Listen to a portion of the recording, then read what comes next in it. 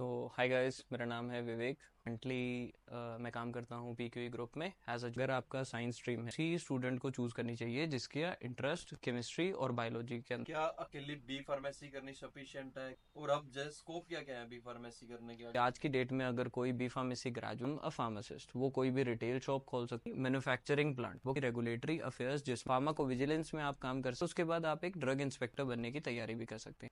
पे स्केल वगैरह क्या कुछ रहते हैं? नमस्कार दोस्तों, मैं अनमोल पंडवार जो एक फार्मासिस्ट है जो पिछले 3 साल से यहाँ से एक मेडिकल स्टोर रन कर रहा है हरियाणा के अंदर। तो आज की वीडियो में अपना रहने वाला है सारा हिसाब किताब। थंबनेल से आपने देख लिया होगा कि वाई चूज़ फार्मेसी की, हमने फार्मेसी ही क्यों चूज़ की, क्या इसका स्कोप है फार्मेसी का, पे स्केल वगैरह क्या है और क्या क्या इसके आगे अपॉर्चुनिटीज़ होती हैं बी फार्मेसी करने के बाद। क्या अकेली बी फार्मेसी काफ़ी है, इसके आगे भी आपको कोर्स करना पड़ेगा, और क्या आज के टाइम में बी फार्मेसी करना वर्थ है या नहीं है। आज हमारे साथ जुड़ी है विवेक, टॉपर है हमारे बैच का और जिसके सहारे हम सभी पास हुए हैं। मिलवाते हैं आपको एक यंग फार्मासिस्ट से, जो भी आपके बी फार्मेसी से रिलेटेड कोई भी डाउट होंगे, कोई आपके आज सारे क्लियर करेंगे। बेसिक्स हमने जो क्वेश्चन उठाए हैं वो ऐसे क्वेश्चंस हैं जो सभी के मन में डाउट रहते ही रहते हैं। तो सबसे पहले इंट्रोडक्शन लेते हैं इनका। तो हाय गाइस, मेरा नाम है विवेक और मैं एक यंग इंडियन फार्मासिस्ट हूँ। करंटली मैं काम करता हूँ पीक्यूई ग्रुप में as a junior consultant in CSV background. और इससे पहले मैंने एक एब्रेड लेबोरेटरीज प्राइवेट लिमिटेड कंपनी में काम किया है as a quality control junior executive. कितने साल से ये काम कर रहे हो? मेरे को टोटल वर्क एक्सपीरियंस हो गया है अराउंड 4 इयर्स। ठीक है।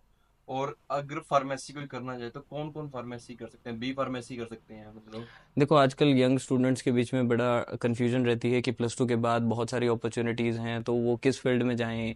अगर कोई उनको गाइड करता है कि आप फार्मेसी में जाओ, तो उनके मन में बहुत सारी कन्फ्यूजन रहती है कि हम फार्मेसी ही क्यों चुनें। देखो, +2 के बाद अगर आपका साइंस स्ट्रीम है, चाहे वो मेडिकल हो चाहे वो नॉन मेडिकल हो, you can apply for a B pharmacy. B pharmacy उसी स्टूडेंट को चूज़ करनी चाहिए जिसका इंटरेस्ट केमिस्ट्री और बायोलॉजी के अंदर हो। अगर आपका इंटरेस्ट, आपको लगता है कि केमिस्ट्री और बायोलॉजी आपकी स्ट्रांग है, then and you want to make your career within an health care industry, then B pharmacy is a best option.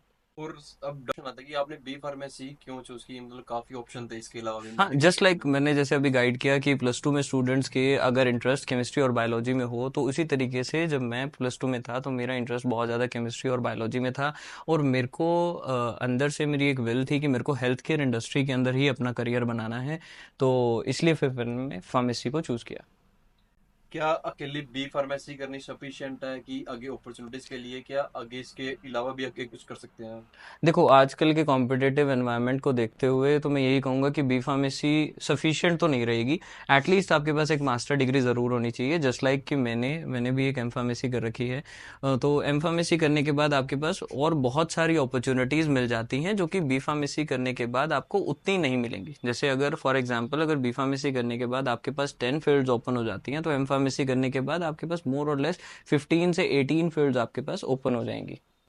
और अब स्कोप क्या क्या है बी फार्मेसी करने के? अगर किसी ने बी फार्मेसी या डी फार्मेसी बाई चांस कर लिया तो उसके बाद क्या क्या बंदा कर सकता है? ठीक है, तो चलो सपोज करते हैं कि आज की डेट में अगर कोई बी फार्मेसी ग्रेजुएट है, तो वो कौन कौन सी फील्ड में जा सकता है। तो he can become a pharmacist, वो कोई भी रिटेल शॉप खोल सकता है, कोई भी होलसेल में काम कर सकता है। Second thing, he can go to any manufacturing plant, वो किसी मैन्युफैक्चरिंग प्लांट में काम कर सकता है, चाहे वो प्रोडक्शन डिपार्टमेंट हो, चाहे वो क्वालिटी कंट्रोल हो या क्वालिटी एश्योरेंस डिपार्टमेंट हो।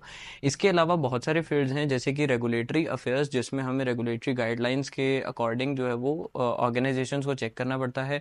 और फार्माको विजिलेंस में आप काम कर सकते हैं, जिसमें हम ड्रग के क्लिनिकल ट्रायल्स और इसके ऊपर परफॉर्म करते हैं कि ड्रग की टेस्टिंग करते हैं कि क्या वो मार्केट में जाने के बाद उतने एडवर्स इफेक्ट दिखाएगी या नहीं दिखाएगी।